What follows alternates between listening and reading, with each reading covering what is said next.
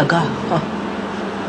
Huwag kang magpapaapi sa asawa mo. Ikaw ang may pera. Ikaw ang dapat masunod. Huwag kang magpapaalila sa kanya. Babe, halika nga saglit. Babe, Ano? Kausap ko si mama eh. halika nga saglit. Sandali lang. Saglit lang, halika na. Sandali. Ma, alis muna kami ha.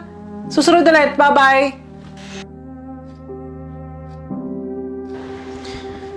Ba yan?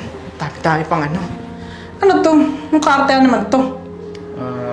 Babe, baka naman pwedeng huwag mo pa ipahiya kung may tao. May tao? Sino tao? Si mama, kausap mo. Ganito, babe. Don't you ever tell me what to do, not unless mas malaki yung sahod mo sa akin. Okay? Naintindihan mo? Joan, saglit nga. Aray, ano ba? Anong problema mo? Wala akong problema. Ba't ilang araw ka ng ganyan? Wala lang ako sa mood. Wala sa mood? Araw-araw mo na ako binabastos? Ngayon, sa harap naman ng nanay mo?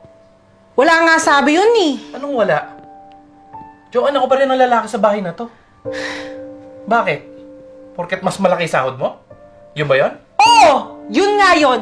Yun yung sabi ng nanay ko. Kung sinong mas maraming pera ang pinapasok